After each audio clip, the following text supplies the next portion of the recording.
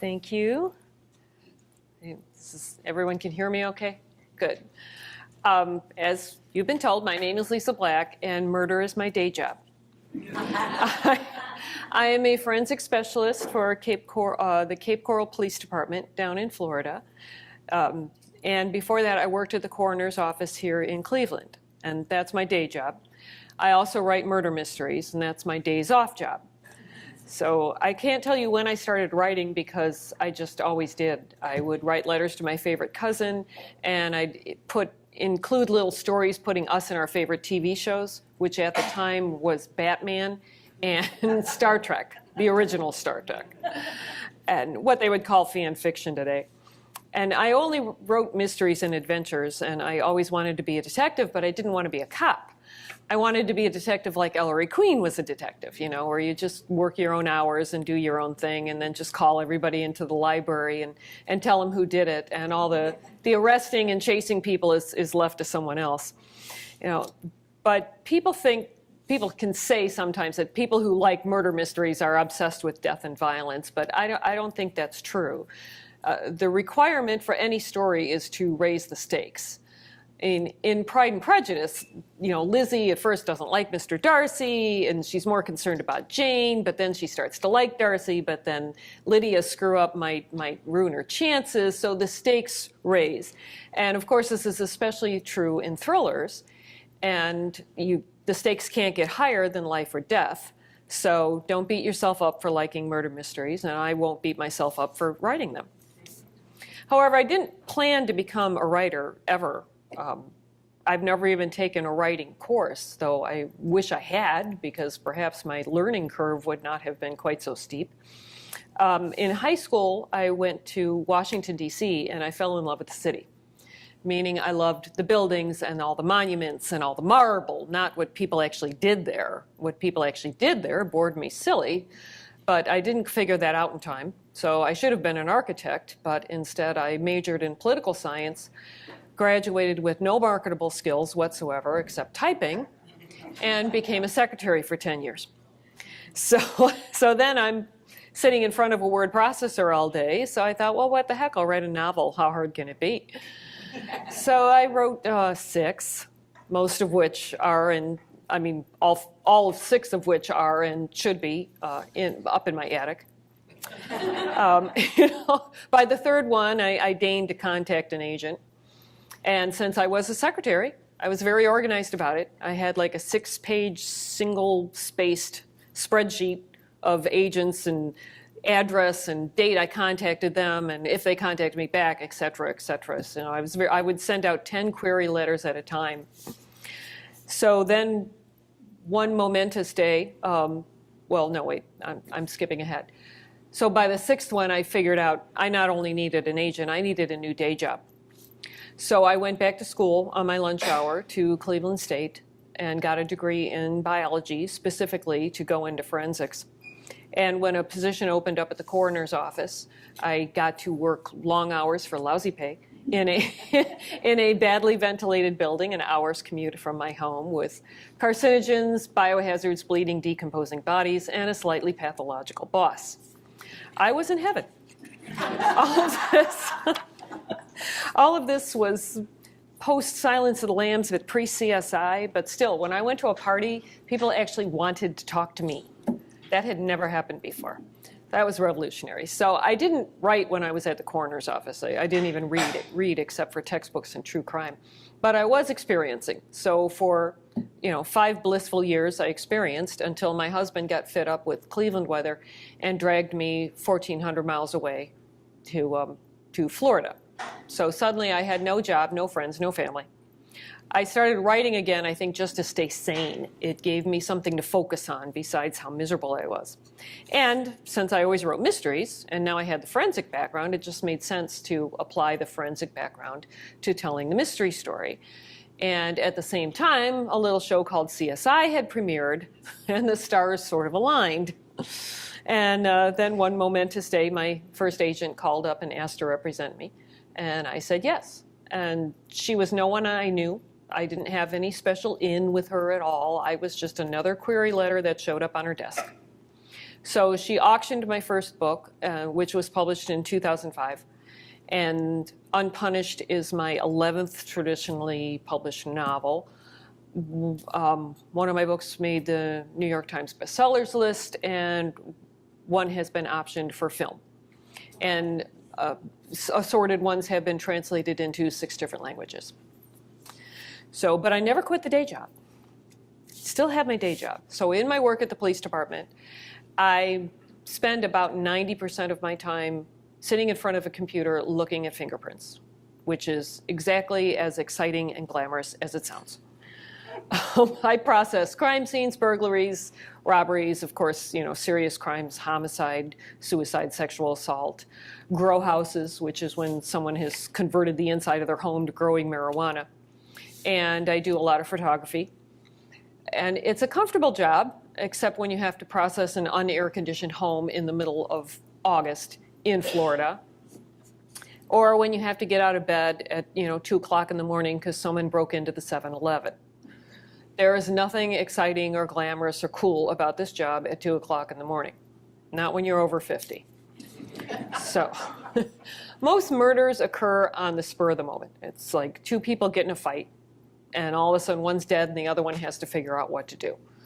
That's the number 1 leading cause of homicide right there. And a distant second is activity surrounding the drug trade. And that's pretty much it. We simply don't have cases where the guy plots for 6 months to kill his wife for the insurance money. We do. The suspect might escape because they're lucky, but not usually because they're clever. In Cape Coral, we had a case where a guy beat another guy to death and then called 2 friends to come and pick him up, because he didn't have a car, I guess, to come pick him up from the crime scene. So they came, they picked him up. They were intending to throw out the evidence on their way back to where they were staying.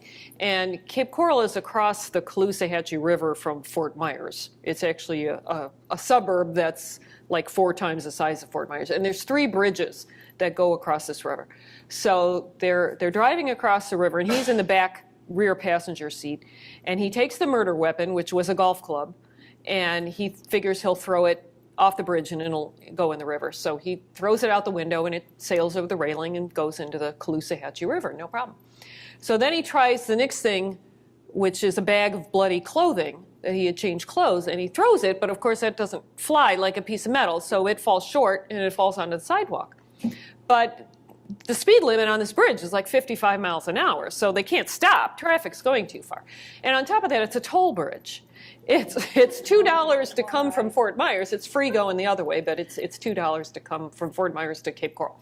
So they have to continue over the bridge, do a U-turn, come back, pay the $2, go over the bridge, do a U-turn, and they come back and they think, okay, he'll stop and they'll pause on the bridge and he'll jump out and grab the bag and throw it over the side. But again, there's too much traffic. It's a busy road. And it's only like 11 o'clock at night, so it's not like there's nobody on the road, and they're traveling very fast, so they can't stop. They have to go past it, go over, continue over into Fort Myers, do the U-turn, pay the $2, come back, do another U-turn, and he's like hanging out the back of this rear passenger, and he gets it. Okay, cool. So they think, okay, forget throwing it off the bridge. And they go back to their hotel and they throw it in the dumpster behind the hotel they were staying at in full view of their surveillance cameras. So yeah, we don't get, criminal masterminds. But that's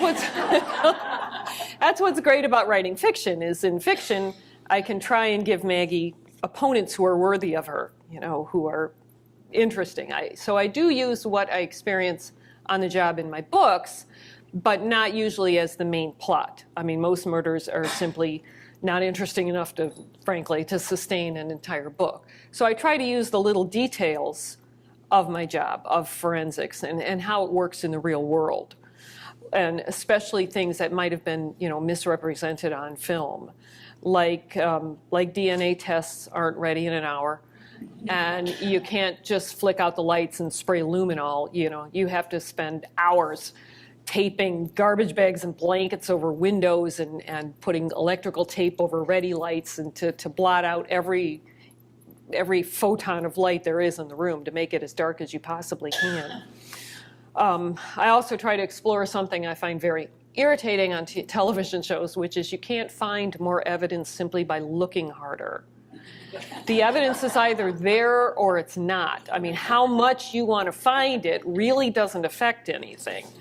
So, for example, in Evidence of Murder, one of my books, I have her where she's sure she knows who did it, and she keeps looking for evidence to find that will, pinpoint this person, but it just doesn't materialize, no matter how hard she looks. So I try to present that, in a more realistic way.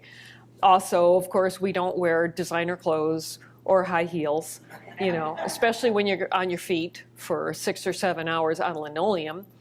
I know a lot of female pathologists, and if they wear heels at all, they're like low square ones, very sensible. They also don't wear tight pencil skirts, and kind of like what I'm wearing right now, and have a healthy body weight. No designer labels when you work around, blood, bleach, decomposition fluid, black powder, and just plain dirt. You don't wear anything that you'd be too upset if it got ruined, because it probably will eventually. Most of us wear uniforms, which are ugly, bulky things with lots of pockets. Real CSIs rarely get obsessed with a case. You're not going to answer every question, so you make your peace with that, or you get into another line of work. We're more likely to be obsessed with, wedding planning or a junior's birthday party because we have lives. We're not all young, single, sexy, and angst-ridden. We do have a sense of humor. We turn on the lights when we work. We do not have automatic access to an FBI database of every single person who's ever been fingerprinted in the United States, including job applicants of military. Even though you've seen that on television like every day for the past 50 years, it's not true. It's never been true. Most databases are local. At the best, you might be able to search, an agency might search the state database, but nobody searches the entire world at once, perhaps the FBI. Now, that said, probably in the next 10 to 20 years, hopefully, that will become reality. But it is not reality now. It never has been. And we also can't, we don't have databases of every substance known to man, including wall paint and toothpaste and, perfume. And companies, that's how they make their living. They're not going to publish their formulas to any Tom, Dick, or Harry who happens to ask, and certainly not the government, because we know they can't keep a secret. And we can't hack into Macy's sales receipts to see who bought a bottle of Chanel No. 5 last Friday in Palm Beach. I'm pretty sure that's illegal. I'm pretty sure Macy's would not care for that. So that, I'm no lawyer, but I don't think that would fly. You're not allowed to do that. And we're also not, of course, influenced by prosecutors or homicide detectives who, really want to get this guy, because both they know and I know that manufacturing evidence would not help anybody in the long run. I mean, the reality is we don't get a bonus when we identify somebody's fingerprints. And, I have to tell homicide detectives, no, these prints don't match your suspect, about every other day. And they're like, oh, okay, well, it was worth a try. So it's not traumatic. At the same time, I don't tell them who to arrest or who to hold for questioning, because that's their job, not mine. I have enough to do. So in terms of helpful hints about protecting yourself from crime, I can say lock your doors, lock your cars, or don't keep anything of value in them. You'd be amazed how many people leave their wallets and their purses in their cars. Don't leave the keys to your other car in your unlocked car in the same driveway. Car theft is constant, especially down in Cape Coral. I don't know why, but car hopping. The kids don't want the cars. They just want to get to the other side of town to see their buddy. So they just steal a car and go over there and dump the car and, take another one to come back or whatever. Kids don't know how to hotwire a car anymore. They don't need to. They get the keys, because the keys are usually in the car. It's like, don't leave your keys in your car. And that would cut down on a lot of car thefts. I mean, I've seen maybe 2 hot-wired cars in 17 years of doing this. So, and if you have nice jewelry, keep it anywhere except in a jewelry box, because that is the first place they'll go. So, this is the kind of reality I try to put in my books. Now, my current series, the Renner and Gardner series, began last year with That Darkness. And it started out with a scene that had just been rattling around in my head for a lot of years. I thought, what if there's a man who takes the worst of the worst criminals of Cleveland's underworld, you know, the ones that never get convicted because they don't leave enough witnesses to get into court in the first place. And he knows they're simply a product of their environment. He doesn't hate them. So he sits them down and plies them with food and drink and listens to them. And then when they're about as relaxed and happy as it is possible for them to get in this world, he shoots them in the back of the head. Just, you know, no pain, no fear. They never see it coming. He's very, very careful to get the right guys. He does a lot of research, and he covers all his tracks. So, but while engaged in this philanthropic enterprise, this is all going just swimmingly until a forensic scientist by the name of Maggie Gardner picks up his trail. Well, now he has quite the moral dilemma. And what, just to make this, you know, things a little more interesting, what if this man is a homicide detective? So you have immovable force meet, you know, or immovable object meet irresistible force. But of course, I'm not going to tell you what happens. So suffice it to say that these two form a very uneasy truce and encounter each other in Unpunished. But I set Unpunished in a world where hopefully there isn't a lot of violence, which is the inside workings of a major city fictional Cleveland newspaper. And so I thought, I set it at a newspaper kind of on a whim, because I thought, well, that'll give me a lot of material to work with. I mean, is somebody being murdered because of a story somebody wrote, or a story somebody wants written, or a story somebody doesn't want written, or does it have nothing to do with, you know, with a story at all? Maybe one coworker was fooling around with another coworker's spouse. Is that it? So I thought, well, okay, that gives me a lot of material. And then I could delve into the whole topic of, you know, the decline of print media. And unfortunately, we're seeing our newspapers, you know, slowly winnow down and go away. And what is causing that? And I actually got more interested in that than the murders, actually, because in the changes in the news industry over the past couple of decades just became totally fascinating once I started looking at it. And I've always believed in Dorothy L. Sayers', you know, mandate that a detective story should be 50% detection, 25% character, and 25% whatever the author knows best. So I try to find a topic other than forensics to center my books around. Like Takeover had to do with the Federal Reserve Bank. Trail of Blood dealt with the torso murders and had a lot about life in Cleveland during the Great Depression. So I love researching and learning new things, and especially about new professions and industries and things that people might not know who aren't in that industry. So print readership of newspapers had began to decline after the 1940s. Really. We think it's all totally because of the internet and the digital age, and it's not really. It's been declining for a long time because radio, and especially then television, was grabbing people's attention. But then another whammy came in the 60s and 70s when the printing process was updated, new technology came out, and so they could do it with less people, so they could lay off a lot of the print production, but also it required newer, much more sophisticated machines. And small town, mom and pop, family-owned newspapers, you know, didn't have the money to upgrade. So they sold out in droves to big chains like McClatchy and Knight Ridder, Gannett, or Gannett, however you pronounce that. And so they bought up all these, a lot of the small town newspapers, invested, updated equipment, eliminated a lot of the production line jobs. And papers had always been profitable. It's not that papers couldn't turn a profit, but no one expected profits of more than, your teens. That was a great, healthy margin. And suddenly, profits were in the 20s, and the teens weren't any good anymore. So profits didn't change so much as expectations of profits changed. And then then we hit the modern age, and the internet and Craigslist decimate the only part of the paper that brought in more money than it cost, which was advertising. Then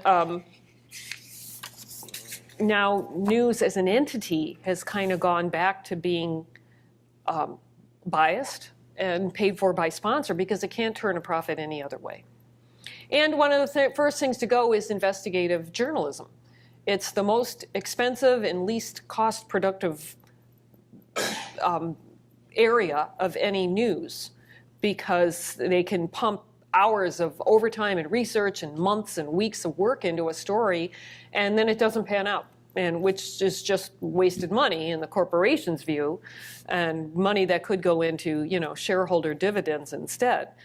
So with all this research, I realized that there's definitely enough stress at any newspaper these days to result in murder.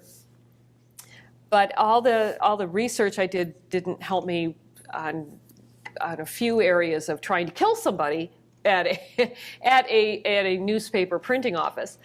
So I had envisioned, never having visited a printing press, I had envisioned that there'd be these humongous stacks of newspaper that these big, huge blades would have to come down and cut. So I thought, okay, I'm going to throw, of course, somebody's going to wind up tangled in the machinery and we'll have, blood everywhere. And it turns out, no, they cut them like one page at a time with this tiny little wheel that, it's smaller than what you use to cut pizza. I'm like, okay, that's not going to kill anybody. He might get a bad cut, and if his hand gets in the roller, he'll crush some bones, but it's not going to kill anybody. So the nice production manager in Fort Myers, who was giving me a tour of the plant, and said, well, there's another way, that you could do it. And so I'm like, well, of course, tell me more. And so that became the last murder in the book, which is, still pretty bloody, but doesn't involve large blades or even small ones. So that's why research is invaluable in this line of work. And that's about all I have of my prepared statements. So we have plenty of time for questions and answers about forensics, about writing, about anything you like. Yes? I have a question. When there's suspects that they take fingerprints of or DNA swabs and they're not involved in the murder, do they get put in the database or do they have to throw that information out? They should have to throw it out. We can take what we call elimination prints, which is, like from the family, and those will be labeled elimination prints, and they won't go into the database, and they'll be thrown out afterwards. The DNA database, CODIS, I always forget what it stands for, but it's the DNA indexing system. That the only people in there are convicted felons and like unknown subjects. If you have an unknown sample that was from a crime scene, they can run it in there. But that should be the only people that are in CODIS. The lab can, like we send ours to Florida Department of Law Enforcement, and if they're too backed up, if it's going to take too long, then we'll send it to a private lab. But they will just test those samples and then send them back to us. They don't keep them in any sort of database. Like with all this ancestry, DNA and all that, you don't see it ever in the future saying, oh, let's just add that to our DNA bank and we have a bigger... Oh, that's an interesting idea, but no, that's a private company, so that's entirely up to Ancestry.com what they want to do with it. I don't really know what they're doing with it, so yeah, that would be the deal of the century. But yeah, no plans for that I'm aware of. And yeah, that would violate so many civil rights, it wouldn't even be funny. That would never get off the ground. Yes? Public employees have to be fingerprinted to get a job. Do those fingerprints go into the database? I'm not 100% sure. I think the FBI now has them in a separate database. Just the FBI, not the local police department. But also that can vary depending on the agency. Like I was blithely telling people like, oh, that's just a myth on TV. We don't have job applicants in our database. And my boss said, well, actually, well, we wouldn't have applicants. There are agencies that will have their own employees. Like I don't even have my fingerprints in our database or our police officers. But there are agencies that do, that they have their police officers in there. Because the only reason they don't is because it's kind of embarrassing, because it's like a bunch of the prints from the crime scene, even though the cops swearing they don't touch anything, they do. Because you do it without realizing it. Like I was at one burglary, and I got this beautiful palm print off this windowsill, and the cop there, who was a good cop, she was really she'd been an explorer with us, she became a detective, she was really good. And she was like, no, I haven't touched anything, I'm sure. And I'm like, wow, this is a really beautiful palm print. It's really kind of unusual because there's like a double loop in the hypothenar. And she's like, oh, I have one of those in mine too. And I'm like, did you touch the windowsill? She's like, I really didn't think I did, but she did. I had to look at it, and it was hers. And it was a bummer because it was the only print I got out of the whole house. But you don't realize how many things you touch. But anyway, the point is that some agencies may have their own personnel in their database, and some may not. It just depends on the agency. But no, I don't have, like, we do fingerprinting for people, for the city of Cape Coral, and for other people who come in and need their fingerprints done and sent somewhere, but they're not in our database. Yes? Why did you base it in Cleveland and not Florida?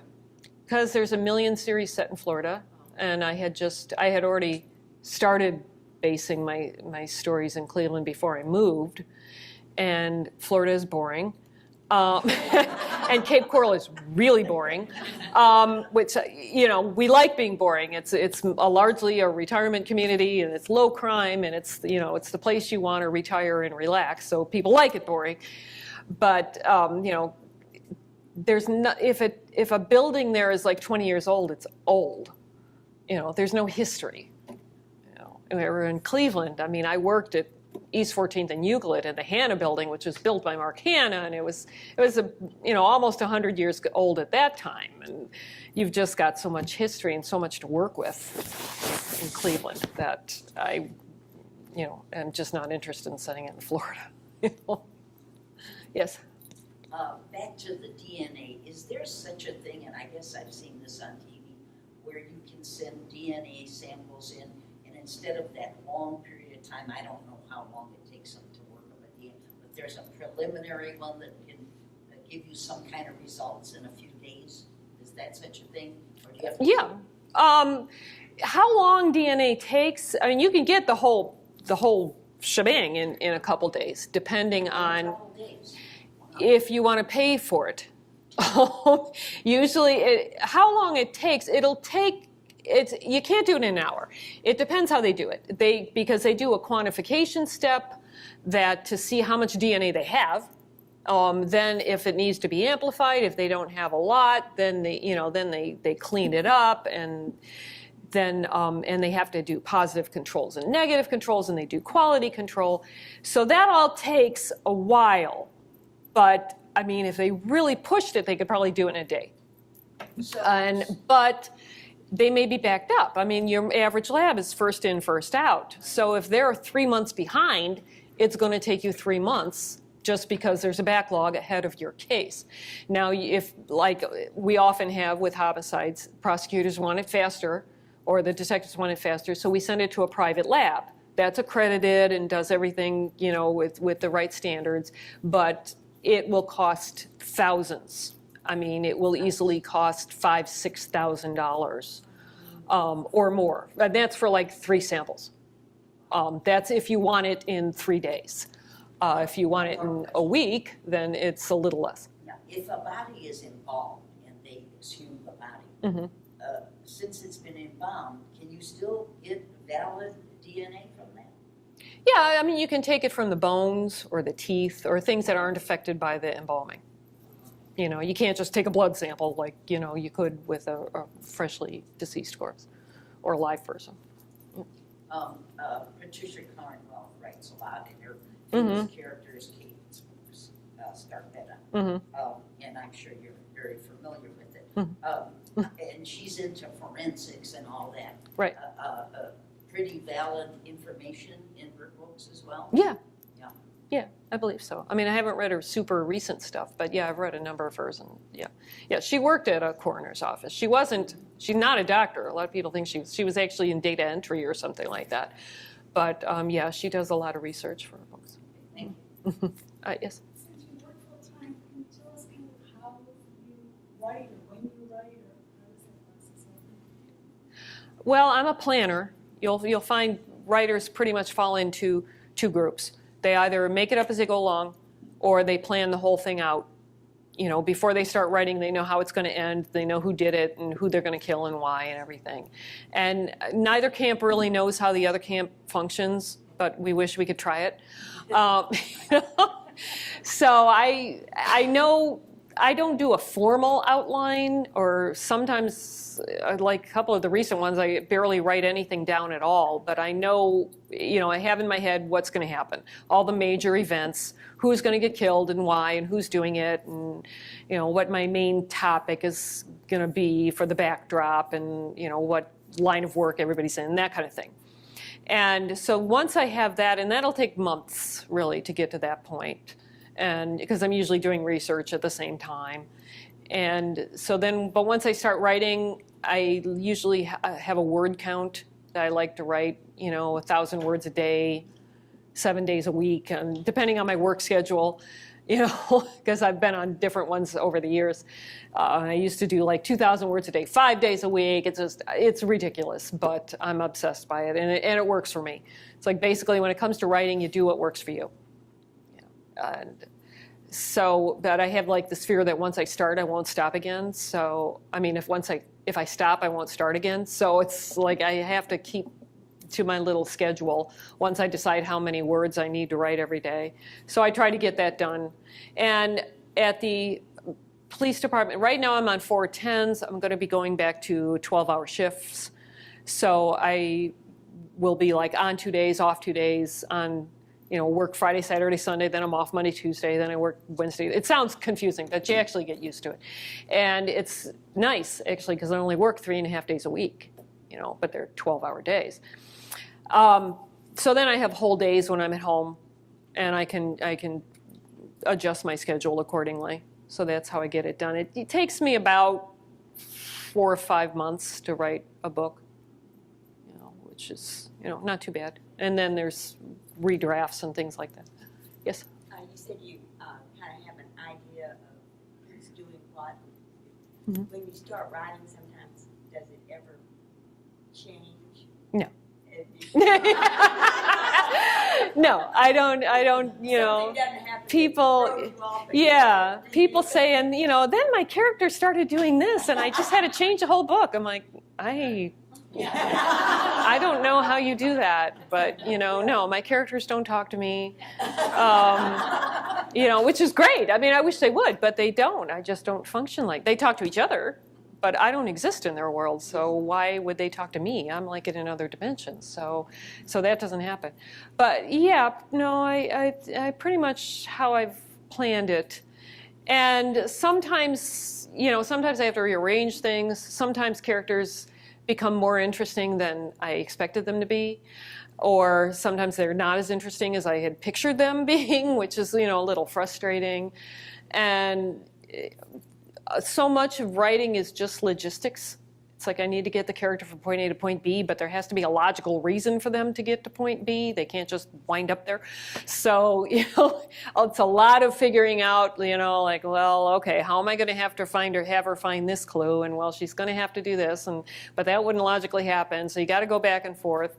And I'm a great believer in sleeping on it. If you have something you can't quite work out, like in at the end of Trail of Blood, I had two things I wanted to happen.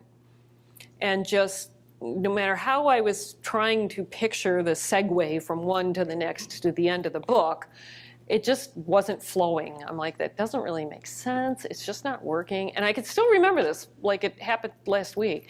You know, I came home from work and I put my stuff on the counter and my husband was, as usual, watching TV. And I went over to, you know, say hello to him, and I'm staring at the TV. I don't even know what was on because I wasn't really looking at it. And all of a sudden I thought, reverse them. Have the second thing I was thinking of happen first. And that solved the whole problem. That solved it. You know, one flowed from the other, and I was happy with it, and it worked fine. So it's like sometimes you just got to give your brain a while to work on it. Yes. When you do a series, is it hard to transform that personality of that person into the next book, or is it pretty easy to find a new murder to go on and still maintain the character of that person? Yeah. Well. My characters work in homicide investigation, so that makes life so much easier because they're out. I start out the book, they're standing around a dead body that they have no idea how the person died or why, and because that's their job. So that makes it very easy to start a new book and to have the characters doing what they need to do because that's their job. And so that makes it very easy. I know your characters are supposed to grow, and that's so hard. I'm not really into growth, and I'm not into tormenting my characters or pushing them to their limits and things like that. That's really not my forte. So it is a bit of work, and to me, it feels like a little bit of contrivance to have to come up with some new conflict, for them to be worried about, or something that's on their mind, or something for them to conflict over. And so that does take a little bit of work. You had a question, sorry. Are there any television shows or movies that you find more realistic than others, and that end in an hour? Yeah. Realistic TV shows. I don't watch too many. I don't even know if the CSIs are on anymore. I think they may have, except for NCIS. I don't know. Cleveland. Yeah, yeah, we need a CSI Cleveland. So yeah, the whole forensics crest has kind of waned a little bit. Abby on NCIS is like the most unrealistic character ever in the history of television, and we love her. I mean, she's my favorite character. You can't not love Abby, but there's no way one little, no matter how much caffeine she drinks, is running that whole lab. She has every piece of equipment. She's an expert in every single topic in the entire world, and but you don't care because it's Abby, and it's got Mark Harmon in it. So what else do you really need? So. And in fiction, yeah, realism is not their top priority. And then I do watch like the ID channel, and everything's always fun to watch, and maybe I get some new ideas, which is why I watch it. So, and of course that is fairly realistic, because it's it is true life story. So they're telling you what actually happened.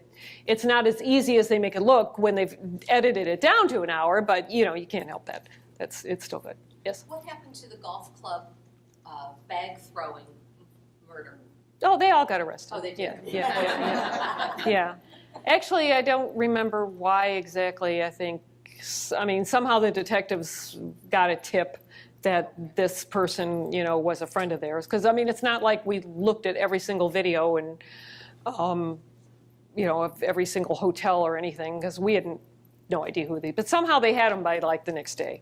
So somebody got a tip somewhere. Yes? Are you done with Teresa McLean?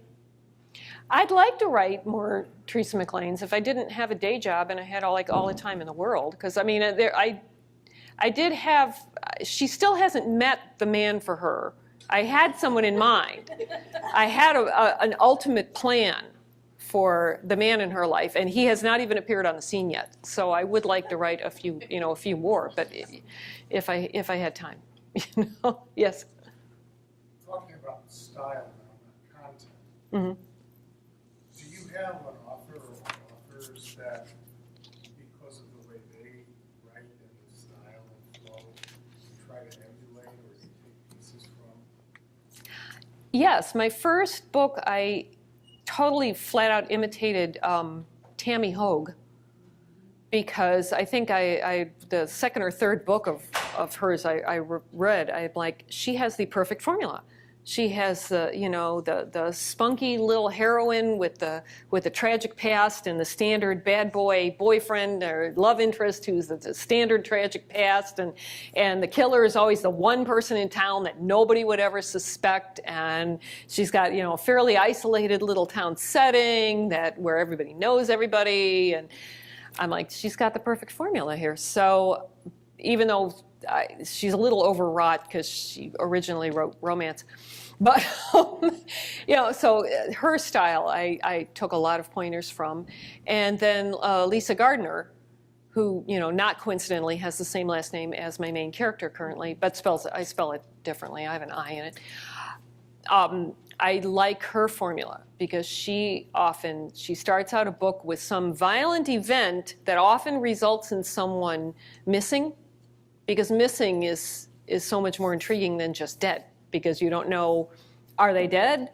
Are they purposely missing? Are they kidnapped? Did they commit some crime and they're on the lam, so they're missing? It's like there's a whole lot of possibilities there. It's not quite so cut and dried. So I've taken that lesson from her. Yes? So the follow-up question, some authors, like Alistair MacLean, if you've read The Guns of Navarone, you've read all his books. And what are you doing to keep from getting such a formula rote pattern that a person picks up your book and says, well, 3 chapters in, I've read this, it's the same thing? That's tough. That's tough. I mean, I'm hoping that I avoid it. Like my standard technique is always I have something that looks like a serial killer, like your average killer / psycho serial killer, and it always turns out that they're killing people for a reason. So I know that I do that. So in actually the next book, I'm going to try and play against that type a little bit. But yeah, trying not to, write the same book over and over, it's tough. And it's something you have to guard against all the time. So I hope I'm succeeding. I honestly don't know if the problem is I think you don't know you're doing it. So, because it's really difficult for authors to judge their own work. But Alistair MacLean was so fabulous, who I didn't care if it was the same book in every book, because it was Alistair MacLean, who not coincidentally is the last name of my last character, Teresa MacLean. Yes. Is your husband in this line of work, or does he give you? No. So there's no No. feedback going back and forth on your books? No. Well, yes and no. My husband is in elevator repair. He's a field engineer for Kone Elevator. So if I have an elevator question, a car question, or a gun question, he is, my resource. I just walk out to the living room and ask him, which he's accustomed to by now. But he does love to give me ideas. Like, we had this great idea for a mystery, and I'm like, okay, that's the first 2 pages. Now what? Like, why would she be, why would she be investigating this, and how does this threaten her life? He's like, why does her life have to be threatened? I'm like, I don't know, but that's what the publisher will insist. So yeah, he's a great resource, but no, and I always have the snotty ex-husband in my books, and my family and friends always say, aren't you worried he's going to get mad? I'm like, no, he doesn't read them. So I could say anything, he'll never know, because he'll never read it. So yes. When an author takes over another novelist's character, Mm-hmm. do they pay for that character, or how do they do that? For example, Robert Ludlum passed away, and now there's Yeah. Well, they're hired. I mean, they don't just start writing Robert Ludlum novels, because they get in a lot of trouble for that. They're hired by the estate or the children or whoever. I mean, they're hired to do that. So they You know, it's a very legal binding contract, and I don't know how they get that gig because, you know, so many of them now I know. I mean, they're authors I've met, like, you know, at conferences, and I did guest blogs on there. You know, I shared a cab with Robin Bursell, who's now writing, I forget who she's writing. She's writing somebody. I just saw it in the paper. I don't know if it's Steve Barry or, yeah. Rebecca Cantrell is writing, I think, Robert Ludlum, or one of them. Jamie Frevaletti is writing Ludlum, or another guy I know is writing James Bond. I'm like, these people can't be that good. I know them. You know? It's like, that's the gig I want. It's like, I tried to be one of James Patterson's coworkers. So it's like, I'm not proud. You don't even have to put my name on the cover. I don't care. I'm fine. I'll write the book. You send me a check. I'm done. You know, no website, no Facebook, no nothing. I'm just, give me a check. I cash it. I'm good, really. But no, I didn't. I know Andrew Gross, who wrote the first Women's Murder Club series for James Patterson. And he actually gave me an email intro, but he said, I'm 0 for 6 suggesting people to James Patterson, so don't. And now James Bourne, who is writing for James Patterson, who I've been friends with him for years because he's an FDLE, Florida Department of Law Enforcement guy. So we'd see each other at Sleuth Fest all the time. I've known him for 10 years. I'm like, how did you get that gig? And can you get me in there? You know? So, yeah. So there's that. Anything else real quick? Just writing books. Are you under pressure to crank out a book? I mean, does your publisher say, hey, you got to get me a book by the end of December? Or do you kind of write it? Yeah, we have a contract, and I don't have any problem getting them done on time. So I usually have them done early. So, I mean, I already have, well, obviously January is all done. The one that'll come out in January 2019 is already done. So I'm, you know, getting ideas and researching now for a book that'll probably be out in 2020, which is kind of blows my mind. But yeah, I don't have too much problem with that, happily. I'm just, you know, I write fairly fast. Yes? Well, it's been optioned for a movie. Trace Evidence, the very first one, which is like a long, strange tale. I have no idea if it'll ever be made. I just was emailed at random by, I call them D-list producers, you know, nice guys. But out of the blue, I get this email from somebody who's like, you know, we're a small production company, and we'd like to, you know, start making movies with mysteries, and we like Trace Evidence, and we'd love to have you turn it in. And I'm thinking, yeah, sure, right. But they've mostly worked as cameramen and you know, production assistant on a few things. But I looked them up on imdb.com because, of course, the first thing you do is Google, make sure people are who they say they are, and they were. So, you know, we went back and forth. I wrote the script. I turned the book into a script, and which is really different from writing a book. And I had heard it was, and I was prepared for it to be. But I basically just, you know, I thought, well, this will be easy. I just take the book and cut like 95% of it and just leave the dialogue, and then you got the script. It's like, no, I pretty much rewrote everything, including the dialogue, but sticking with, you know, the original story. And then they just had an option.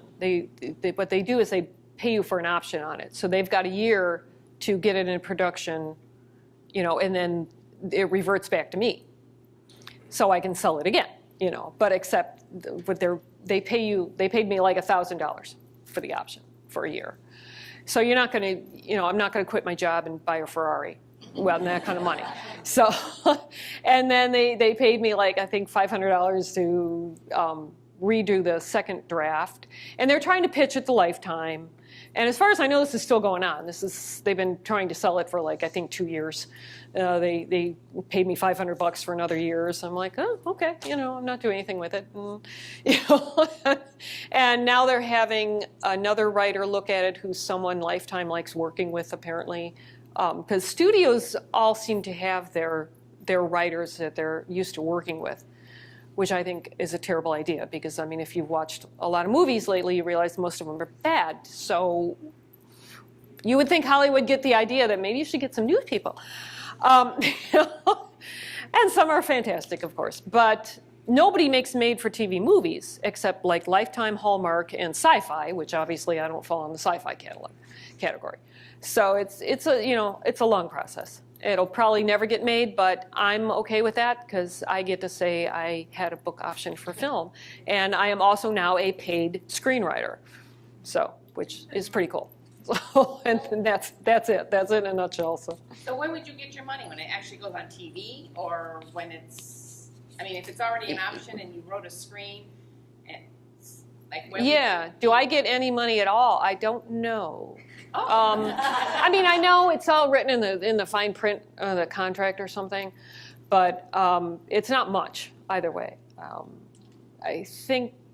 I mean, there's a whole bunch of tricks to Hollywood, and you have to kind of know what you're doing.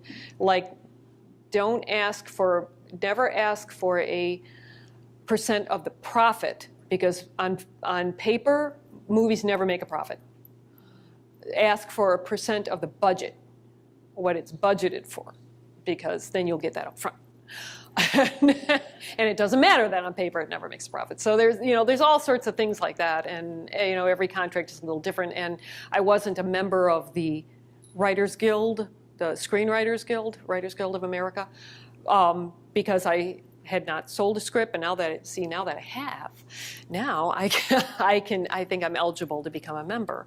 So the next time, if I write another script and I sell it, I think the way this works is I can claim that there's a minimum that they have to pay me because I'm a member of the union. So, yeah, that's what I'm hoping. Okay, if that's it, then we will sign books.